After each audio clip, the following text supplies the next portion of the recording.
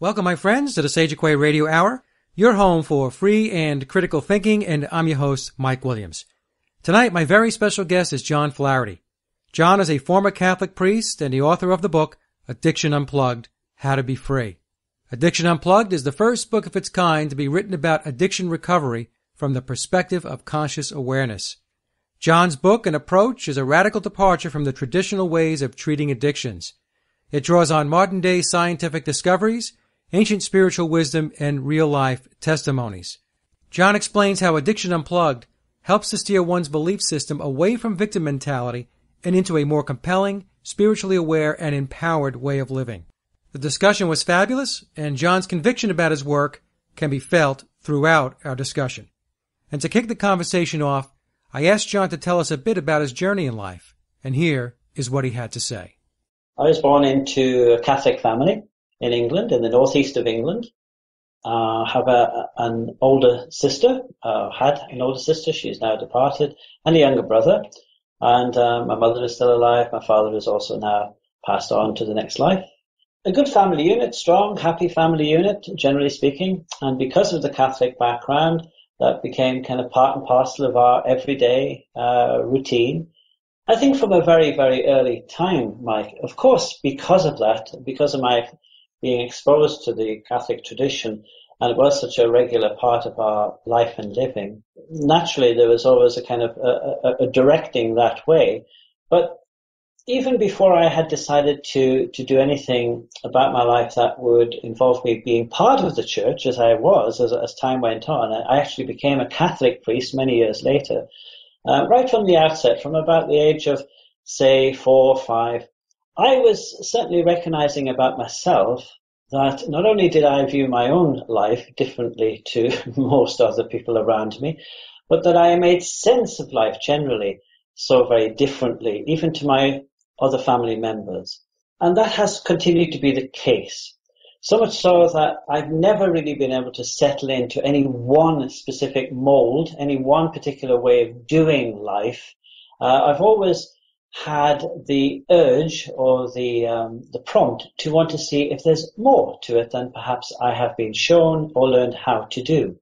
And as I went through life, everything I encountered was a case of me looking for the something else, that which seemed to be missing from me, that which seemed to be missing from the bigger picture of things. I remember distinctly going through my early schooling, for example, and I didn't find any of the academic side of things very easy. In fact, I was very fearful at school. I was so frightened of getting something wrong that I rarely actually got anything very right in terms of academics. So it was a struggle. That was because, for the most part, of very fear-mongering teachers who would literally put the fear of God into their students. And certainly anybody like myself that didn't ordinarily have that left-brained way of thinking was always going to struggle, and I did. And yet, when it came to anything creative, anything about writing, anything about imagination, anything about the spiritual world, anything about the artistic side of life or the music side of life, there was never a problem. And that has continued to be the case. And so more and more I've had to deliberately veer away from that left-sided way of thinking of things to the right-sided brain, and then be able to make perfect sense of everything. I went into the priesthood from a very early age, 11 years old, still a little boy. Went right through the normal schooling years, right through to about 18, and then started into the proper study as such to the priesthood, training in philosophy, theology, the scriptures, ethics, all of those kinds of areas. Again, never finding them particularly easy just to take on at face value, but always kind of looking to see there must be more than this. There must be more to it than what I'm just being given as information to take in. And of course, there is. There's a whole world of differences with all of those subject areas. As I went through that, I distinctly remember being introduced to things like the Trinity, the whole thing of the concept of 3 persons making one God, And there was always a great emphasis on, this is an unfathomable mystery. We can never hope to understand the depth, the purpose of the understanding of three persons, three personas, but making one God, Father, Son, and Spirit. Well, Mike, for the life of me, I could not see what was difficult about that. Because, father-son relationship is that union of oneness that even, in my very young age, I would have known was the one and only message of Christ speaking, I and the Father are one, and the spirit of that is imbued will be the very spirit that in actual fact will always draw you back to that understanding of oneness. Whichever way you look at life and whatever it is you encounter in life, the non-separation from our source will be that at the end of the day would see you through any problem, any difficulty, any diversity, any division. Now that was my very, very simplistic way of seeing things. But as a result, it has served me incredibly well, because the less I allowed myself in a fearful way to be bogged down by the dogmas and the doctrines and the insistencies that subject matters had to be learned and then reiterated and then shared with others in that very, very limited capacity, of course I developed the freedom within my own heart and soul to be able to share in a very common sense way that which really did make sense to the ordinary everyday person when they too were wanting to have some discovery of their own spiritual sense of self and indeed their own spiritual understanding of what this thing we call life is. And yet as I went through those years of the priesthood, and then when I did actually leave the priesthood, having really felt that it was incredibly stifling for me to try to limit myself within the parameters of that, lo and behold, as I moved through into different professions, and particularly the one that I've been in for the last 20 or more years, that of the field of addiction, where people, largely speaking, are desperate to find a new understanding of their self and to make a new sense of life. Well, I find I'm doing the very same thing as always I have done, but with a different language, with a greater freedom of expression, and yet still finding within that field there are the same kind of confines and limitations placed on a person moving through their addictive behaviors as indeed the church had in my experience of making sense of me and of God, of the divine. And again, I've had to constantly therefore find myself crossing the barriers, crossing the boundaries, the limitations in order to keep that sense very sensible to me and to be able to make it very easily understood by those desperately to seek more from their life. And so a little example of that being that in the world of addiction, largely dominated still by the 12-step approach, AA, NA, right across the world you'll find that evidence of that program being the ready-made one made available to the masses. And even when people don't necessarily go down that line, there's still this very, very, very strong emphasis on what isn't evidence-based, literally, is not worth even thinking about. And of course, again, from my point of view, straight back to that very, very, very limiting sense of how do we ever discover anything new about ourselves or about life whenever we're going to box ourselves in to such an extent. So, just to answer your first question there about how did things start and where am I now? I'm one that's constantly been curious, never really been able to settle very easily for those ready-made answers, and certainly not been one that has been able to fit into a box of limitation. And I found it very difficult to allow others to remain in theirs when I've seen a readiness for people to expand and to grow and to develop and to discover the true worth and who they really are and what this thing we call life absolutely is. So, John, some excellent points there, because my own experience is that the society and our culture likes to keep us constrained. It likes to keep us in a box. It likes to keep us left-brain oriented. Sure. Right? Follow the rules. Don't deviate. This is the program. And it keeps people away from their expanded consciousness, away from the spirituality. You talked before about as long as you're not separated from source, things are going to be okay. But it's that separation which creates huge problems for people. That's my personal view, at least. Huge problem. Well, thanks for sharing that, Mike. So we're definitely on the same wavelength. It's not surprising you do what you do, what I'm currently doing, what I think I'm doing, because it's the same kind of doing. But it's the same soul searching. You see, I do believe heart and soul, that my own heart and soul, that your heart and soul, and that every individual heart and soul already knows all that there is to know. And just that our body and mind are literally having to play catch up.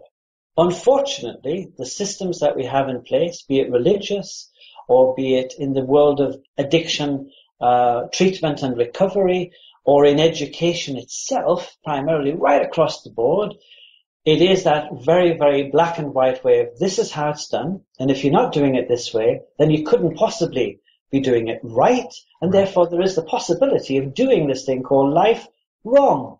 And of course, that's a nonsense, a complete and utter nonsense. I also am with you in the sense that I've come to the realization that it has been very deliberately set out that way, very, very deliberately controlled, manufactured, and there is a high preference for people to be left in ignorance, not utilizing their true potential, not exercising anything at all of their spirit, and allowing their soul to literally cry inside. There must be more to life than this. And indeed there is. Now I've come to the realization that anyone who gets caught up in any form of addictive behavior, and there are a myriad of different ways by which that can be, but we'll take the more obvious ones of alcohol or drug addiction, drug dependency. I have never worked over the 20 or more years with any individual who finds themselves to be in such a place, who does not know that, of course, there must be more to life than their current experience is being experienced. They know that, but for the life of them have not yet been able to give themselves the permission to actually just see it through, express themselves in the manner in which they need to be expressed, and to find, of course, the completion of themselves that they're so much longing to have as their experience.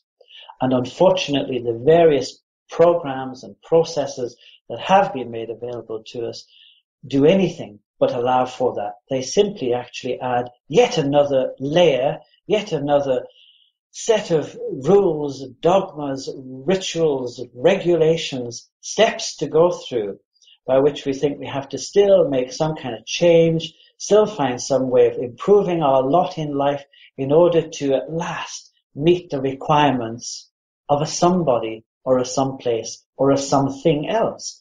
And of course, that's such a lie about life. It's so very unnecessary. I find that the same thing that you find, that people are searching and seeking. They know there's something else. They know there's something broader to existence. But what happens is, what I'll hear, and you tell me if you hear the same thing, is they'll say, but you know, Mike, I don't know how to connect. I don't know how to do this. How do you do that? And so what I'm seeing when they say that to me is they're looking, again, for a process.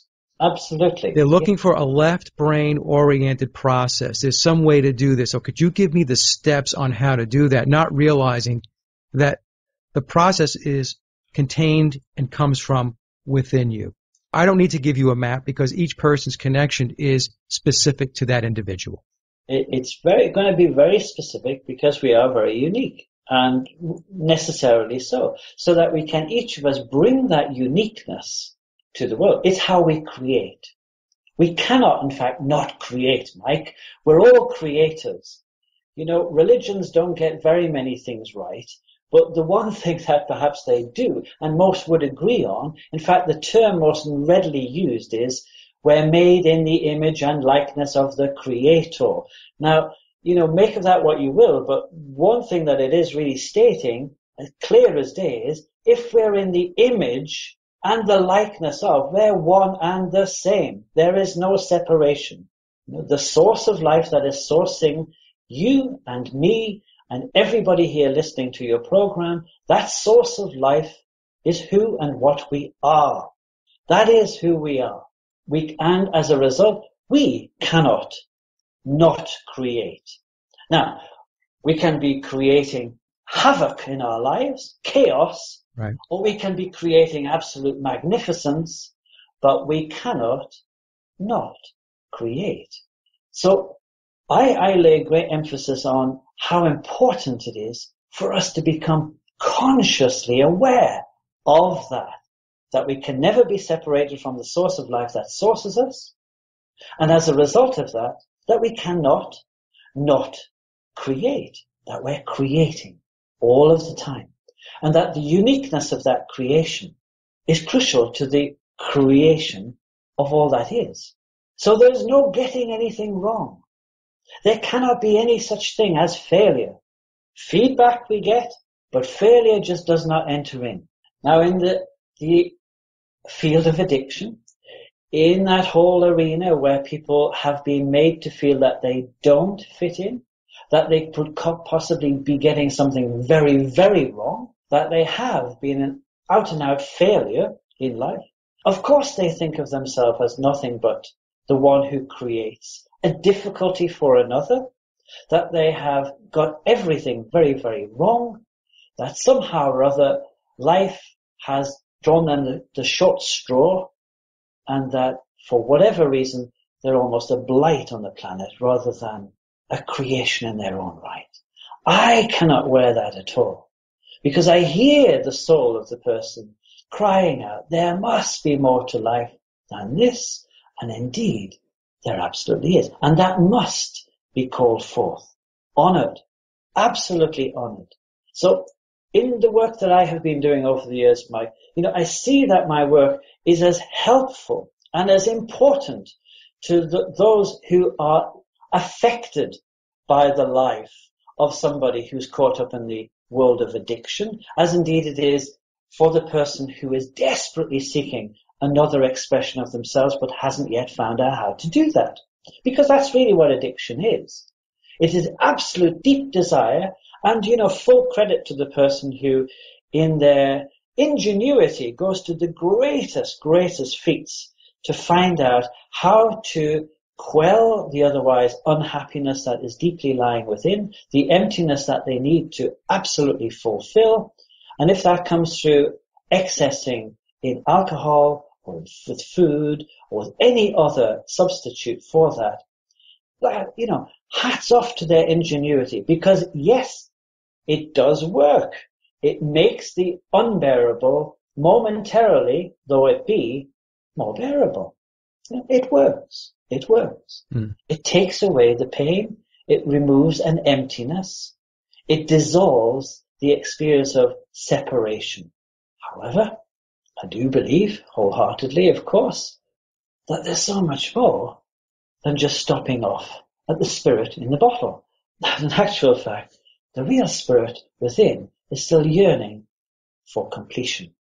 And when addiction is going on in the life of an individual, it's far too easy for the system and far too much of an excuse for those related to that person to believe that when they get fixed, all will be well again with the world.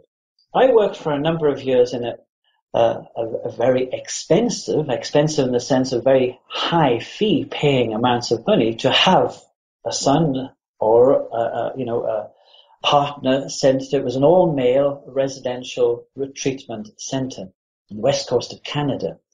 And, the belief obviously there from family relatives was, as long as I send my son or my husband or my partner off to this place, when he comes back fixed, I might actually be able to accept him again.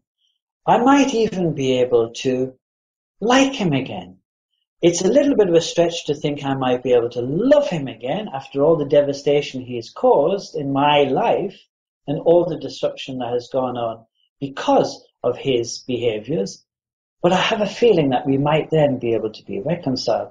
And, Mike, that is such an impossible thing to ask of the person going through their recovery process. Because unlike many of the different programs and treatment services available, I don't believe that the only measure of a person's success is how reconciled they can be to their family members again. Because 9 times out of 10, it has been that very, very unhappy and impossible situation that has led to the person becoming addicted in the first place by actually trying to fit the mold of that which has been set before them. And it's usually by family members. So a person, a young man would come into that recovery treatment center, and because they were out of their environment, because they're out of the way of their regular routine of using drugs or drinking excessively, of course, once their system had detoxed from the process of that, once they were eating more regularly, because they were in a completely different environment with a new routine and new things happening, because they were meeting friends of a similar age group who they could actually interact with more healthily and begin to look after their health, their physical life, their mental capacity, and actually begin to even consider a spiritual aspect, an emotional aspect about themselves, then amazing things began to happen. Because I have never, ever discovered a person who's been in addiction that has had difficulty with the language I have been using to express the very things I'm expressing to you today.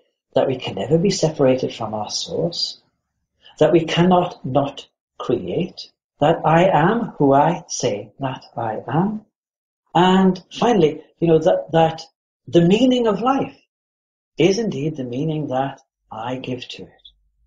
Now, when a person begins to allow that newfound discovery about themselves, amazing things begin to happen. Because it's a process of giving the self, small s, back to their self, capital S, the truth of who they are, rather than the trying desperately hard to learn how to do life a different way, simply and solely so that it fits with the ready-made expectation of those who are insisting that it comes from them in that particular way. That's an impossibility. That's another violation. That's never ever going to work, and that's wholly inadequate. At the same time, however, if a family member allows the same invitation that is coming from life to themselves, as indeed it is to the person in addiction, to grow, to expand, and to see what else life is actually asking of us all, then of course they too can step up to the plate and discover there's so much more about themselves than perhaps they had allowed themselves to see, just as indeed that has been the expectation of their husband, their partner, their son, their daughter, their loved one, who's trying to find the very same self-discovery in their addictive process. It's something, in other words, that affects all and everyone at the very same time. It's a beautiful invitation if we can see it as that.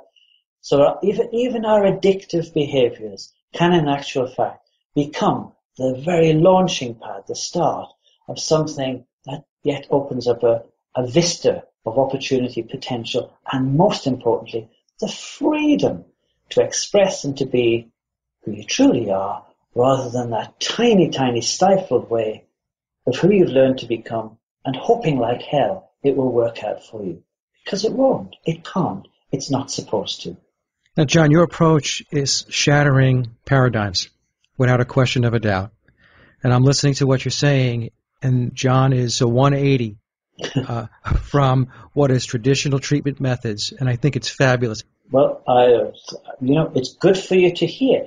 And of course, it would be wrong of me to pretend that the words I'm speaking to you today and to your listeners does not usually have that very same response, because of course it does resonate as long as John gets out of the way of being John, and as long as I can speak from my soul to the soul of the other, of course it will always resonate and make sense. Of course it will, because that's that sameness, that's that oneness, taking judgment completely out of the picture. That's unfortunately what sits right at the heart of most of our current programs, treatment and recovery processes. It's really all a question of, can you get through this obstacle course with your relapse prevention plan, with your moral inventory about yourself, with all the stipulations that, you're now going to try your best to adhere to, attend as many meetings as you possibly can muster, and then you'll be okay. Mike, that's not a living, that's a dying to live, Right. That cannot be our purpose in being here. Well, once an alcoholic, always an alcoholic, right? This is what they're told. What is that? What is that? What is that? And Mike, in actual fact, I'm not making light of this. I know it's a torrid experience, not only for the person going through addictive behaviors and dependencies on any kind of substance or on any kind of activity, but it creates mayhem in the home and the family of anybody trying to be close to that person through that process. However, if we take judgment out of the picture and really see it as an opportunity, a really wonderful opportunity for everyone involved to see what it is that is missing, that is actually making this journey such a difficult process that it appears to be, we'll quickly realize that it's fear, that it's the possibility that some one person has got something very wrong here, and then there's guilt, of course, to be addressed. And there's the fact that the belief, which has been regimented, driven into us, and which we're constantly stuck in thinking could be true, that there is no recovery. Yeah, once an alcoholic, always an alcoholic. Once a drink, then you're done for. All of that kind of, and yet, Mike, there's not a scrap, there's not a shred of current day science that actually supports that. It's just not so. It's dogma. And it is just dogma. It is rigid belief passed on by word of mouth from one to another, to another, to another, unendingly, and regurgitated until we've come to think it true. And that, of course, is the whole thing that runs right through every education system, is it not? That right from the very outset, this belief that first truth about whatever comes from an authority. Now, we never often get to ask ourselves who that authority is or where did they get their authority from to be the authority. But we just take it in, hook, line, and sinker, as any child going through educational processes soon discovers. So truth comes from authority. Next comes, intelligence is the ability to remember and then just repeat. Remember, repeat. Remember, repeat. Totally robotic in our actions. The next wave that comes across in any kind of educational system is accurate memory and repetition will always be rewarded. So, as long as you are actually fulfilling all that we've already drilled into you, you will be okay. That's our promise to you. How could you possibly go wrong? You may not feel very human, but as long as you're getting this right, then you'll be okay. Then comes, wave number 4. Non-compliance. Well, there are going to be recompenses here. There's going to be the possibility of punishment because you're getting something clearly very wrong.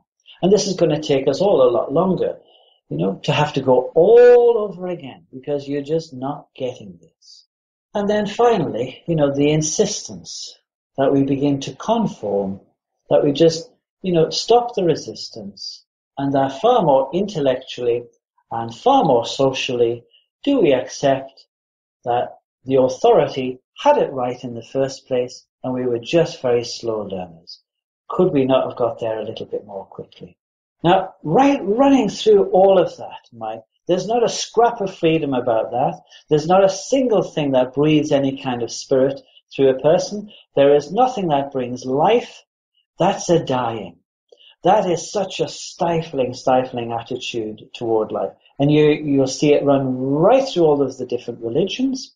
You'll see it very, very, very much as the backbone to all kinds of treatment and recovery processes, be it the traditional 12-step one or even in our more conventional attempts, but still with that rather punishing and authoritative end of the day requirement that's made of each person. A belief, first of all, that there's a perfection to be reached, a place of acceptance, and that until you reach that, you're still at the place of failure. You've got something terribly wrong. You're a blight on society. You're a misery to yourself. You're a hardship to the family. What on earth it is that you have done that has caused everybody such difficulty. And again, there could be no scrap of truth in that. Well, basically, they're telling people that you're essentially useless, and Yes, right. And you yes, talked about you talked yes. about authority, John. In society, in our culture, everyone is an authority except you.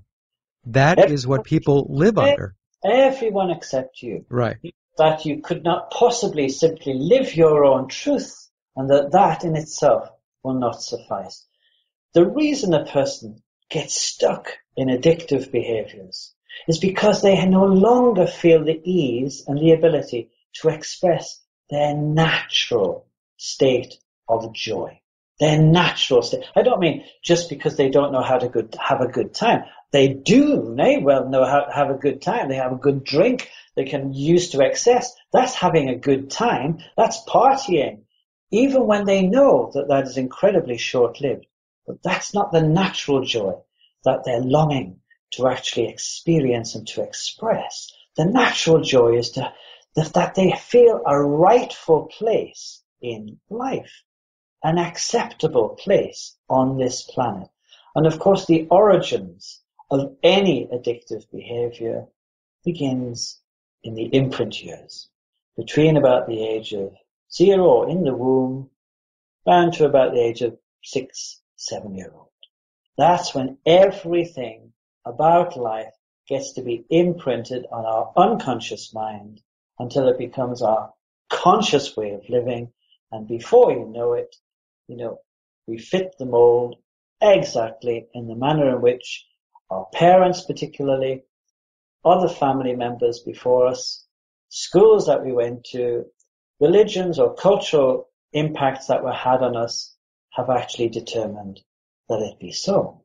But of course, as we're doing that, the natural joy, the uniqueness, the expression of our heart and soul is being absolutely squashed out of sight. That's why a person addicts, desperate to find some measure of something else that they can find release from, find expression from, find some kind of semblance of there must be something from life, and I'll try this.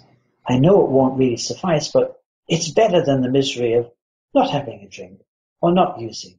It doesn't take rocket science to work out why a person would use or drink to excess, or eat excessively, or not eat and almost want to disappear, become invisible. They're all behaviors that are learned by desperately trying to fit in to an unreal expectation of somebody who has placed an authority before us. And generally speaking, that's our parents, right from the very beginning. We could have the best parents in the world. I happen to think that they were mine, Yep. And yet, I know, like all parents, even if we did have wonderful, wonderful people parenting us, will often say, I only want the best for you, don't you? And of course, that's precisely it. That's where the problem lies as much as the solution. Because it is their best. And their best, no matter how wonderful their best is, couldn't possibly be compared to the source of life from which from which we're sourced. So we come from that source of life intact, with full potential, with everything laid before us as a possible expression of how we want to live and how we want to be in this life.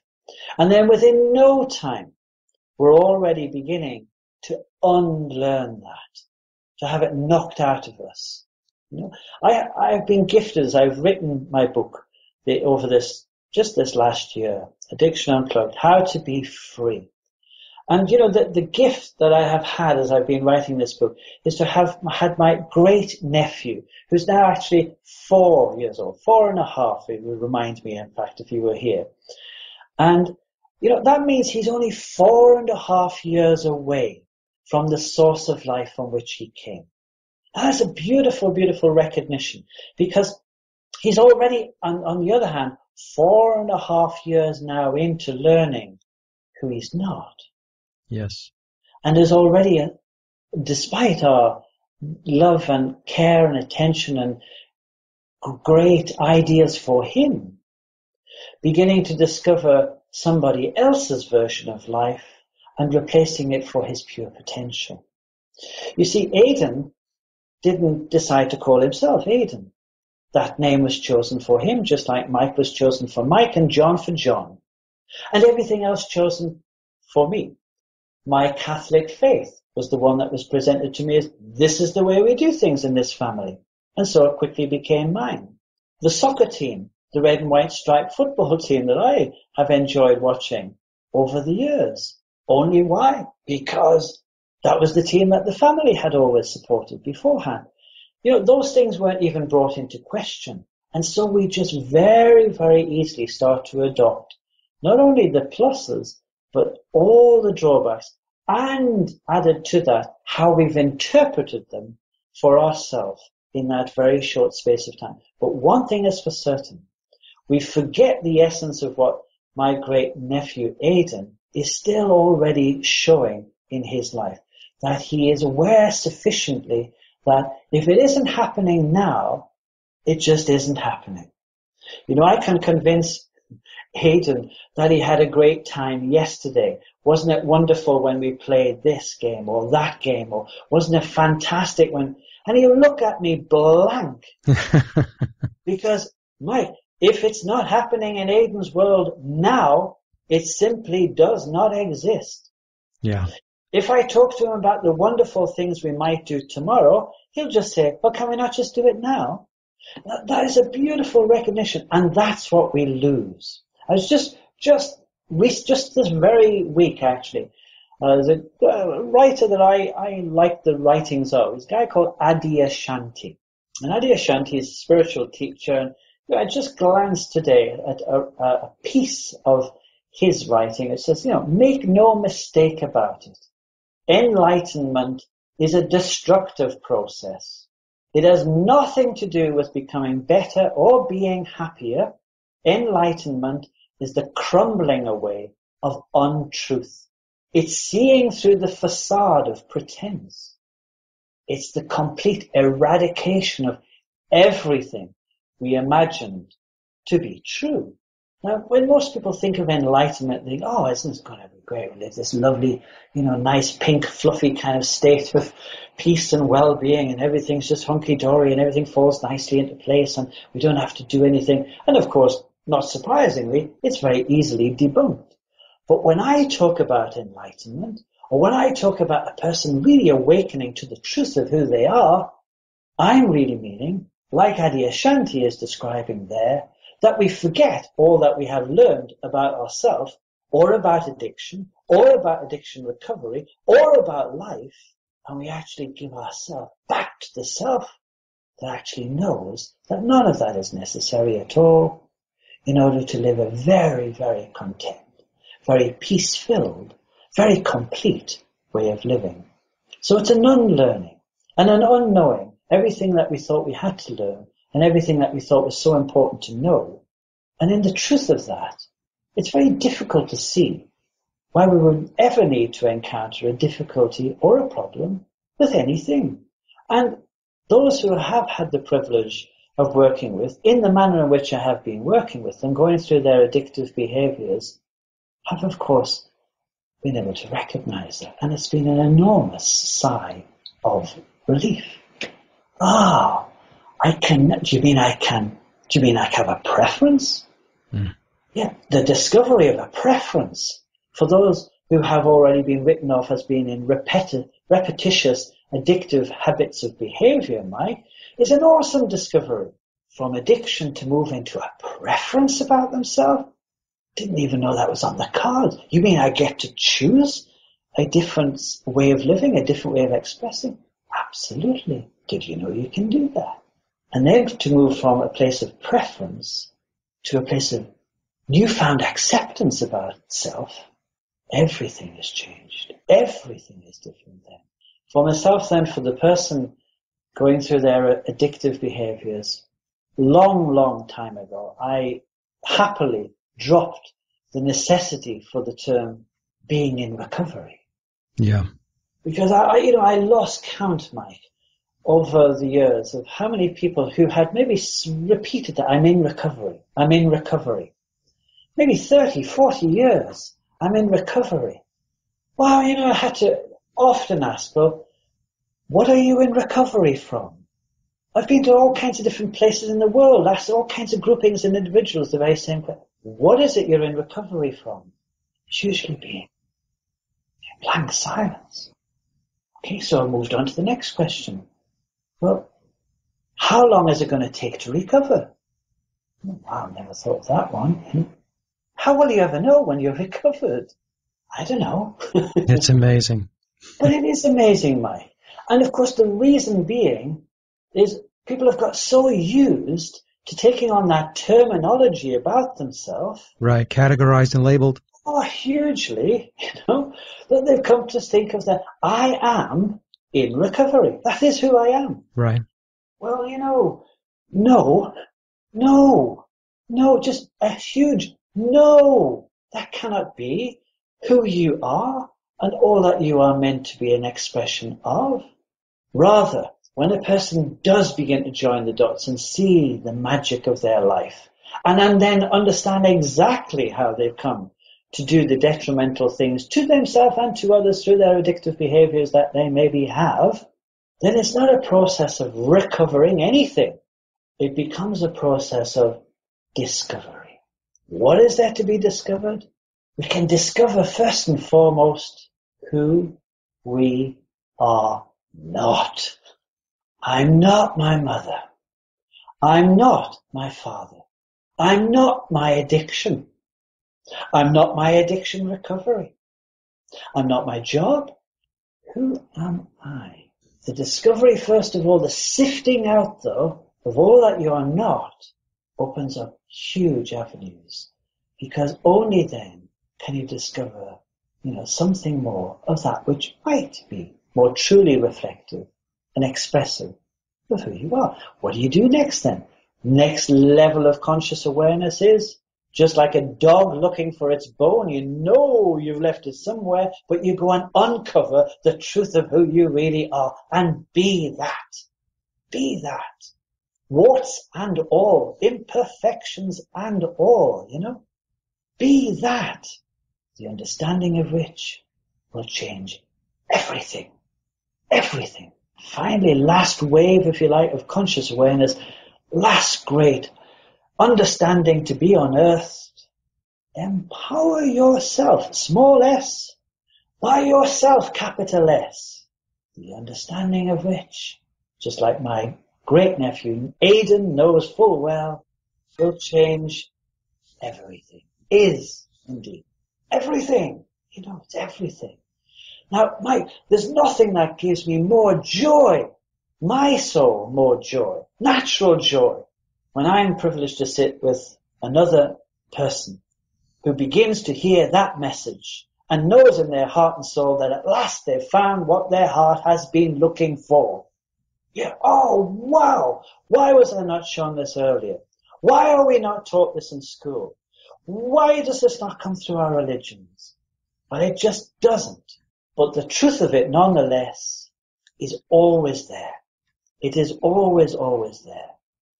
And anyone, who is listening to us today, and, I hope that amongst those who'll be listening to your program today, Mike, and it's great that you put this station out and made available to people who are either in or have been in that long-term need for recovery from their addictive behaviors, or indeed if there are others who are so worried out of their mind about another person who's going through this and are at an absolute loss about what they can do to assist that process.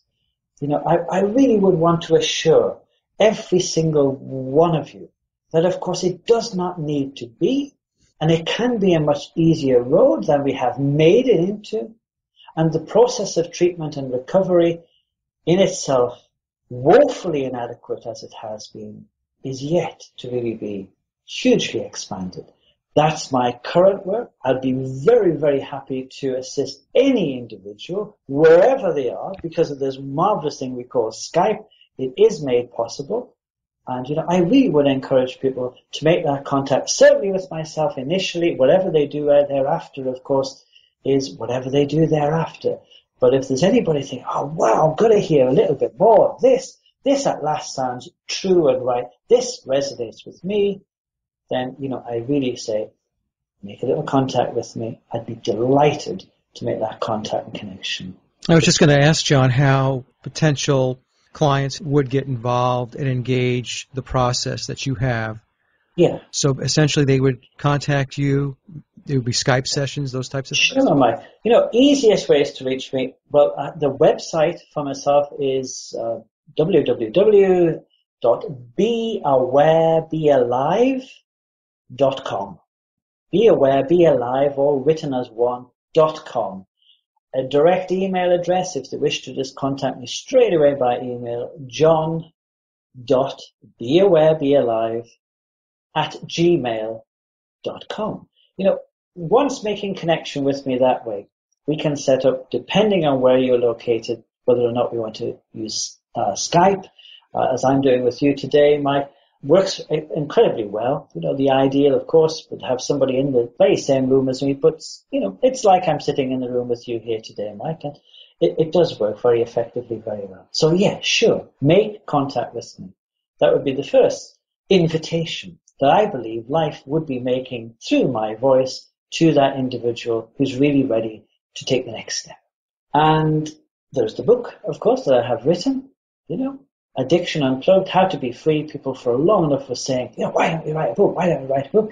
And I procrastinated about that far too long, and it was really unnecessary for me to be doing that. Got on, quickly put the book together, and I know that can also be a very, very helpful means, or at least an opening to those that just want to get another feel for this maybe different sounding approach to something that can actually bring again to life the person who at one time thought that they were a dead person walking. That has been my experience so many times. That is why I do what I do. And of course, as I do that, because it's the same message that my heart and soul and every one of the cells in my body wants to similarly hear, I get to benefit as well, because it's a message we all need to be reminding ourselves. If it isn't coming from elsewhere, then we really have to keep giving it to ourselves.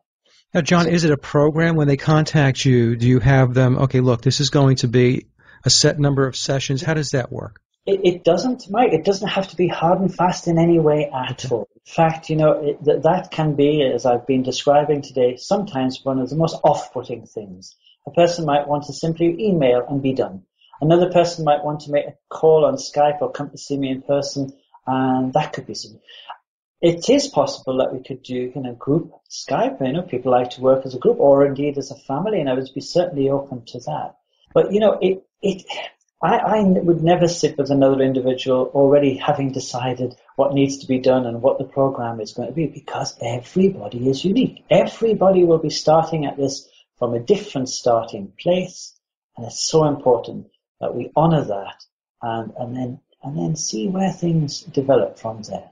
Now, John, the success, if you could just maybe talk a little bit about what types of shifts and changes you're seeing in the folks that you're working with. Maybe perhaps those folks that have gone through traditional treatments and then they come to you. Could you just expand on that a little bit? Yeah, sure. I'm laughing in a sense because in the various places, when I was doing more conventional types of work in some of the different treatment centers or recovery homes or wherever, inevitably the different people, the clients coming into those programs would immediately ask, John, what's your success rate? Right? And I would, with a little bit of tongue in cheek, I would say 100%. Oh, John, you couldn't be. That's not possible. That's not possible. And of course, they were already talking themselves out of it, no matter how possible it was going to be. But I would deliberately say that, Mike, because you see, it was never going to be what my success rate is. My success rate, I could say, okay, it's 100. It's far more important about what degree of shift, of change are you really ready for? Because there's no way that can happen until a person has reached the point of answering yes to, have you had enough yet? Yeah. But once we get to realize, oh, God, of course I've had enough of this. I've exhausted my addiction, and my addictive behavior is exhausting me. And of course I have had enough. Once a person has reached that point, The success is already laid out, if you want to say that, because after that, it's a process of a rediscovery of their truth, of who they really are, which I believe is the bottom, at the very core of every person's addictive behavior, a desperate desire to know that the answer to who they are is what they're driving at, desperately searching for, and which, of course, isn't hidden at all from them. Not at all. And will become very, very apparent once they simply give themselves the permission slip to allow, forget all the things they thought they had to learn and rehash, regurgitate, make work, even though it seemed like totally unworkable. Forget all of that stuff. That's far too much like hard work, and you must have had enough of that by now.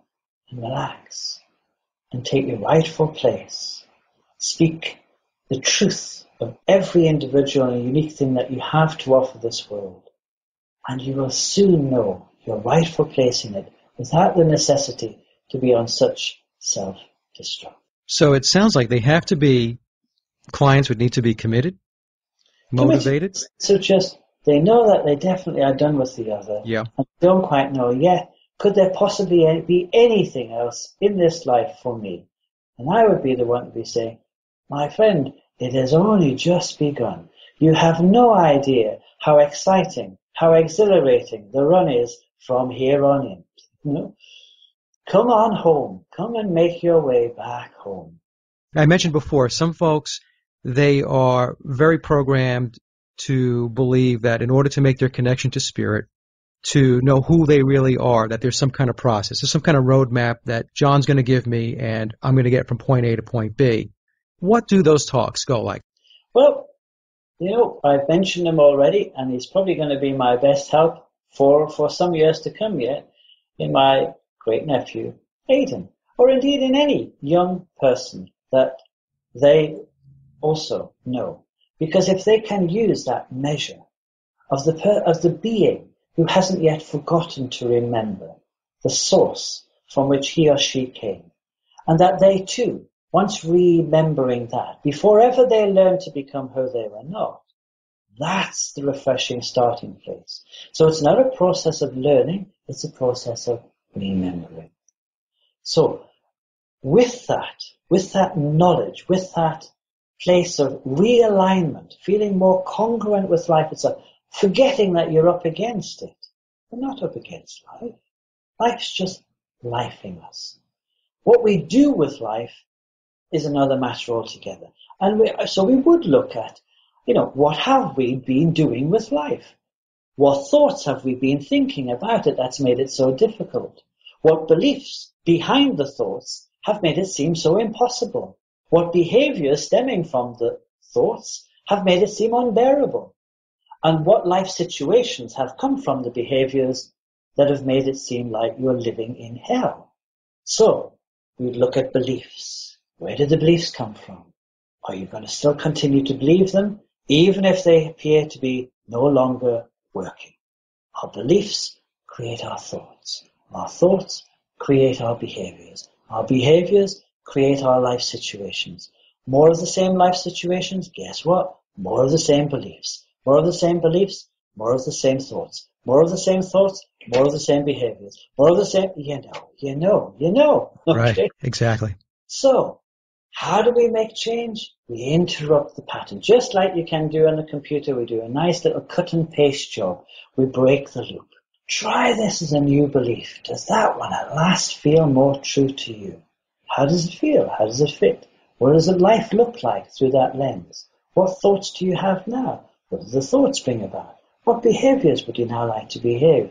What are the life situations that now unfold?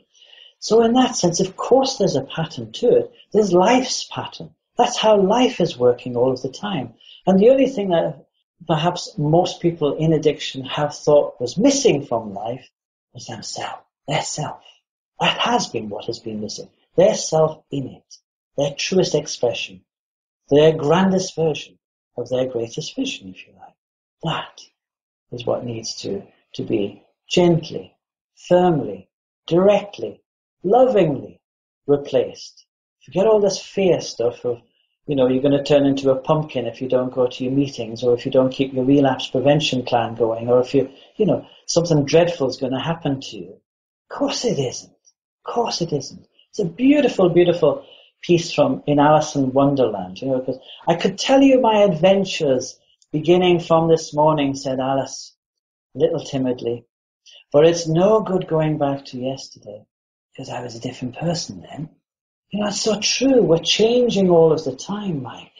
Everything is changing. Nothing remains unchanged. People like Deepak Chopra years ago reminding us of things like that, wasn't he? That we make a new liver every 6 weeks and a new skin once a month. And, we have a whole new skeleton every 3 months and new brain cells every year. And our DNA is changing every 6 weeks.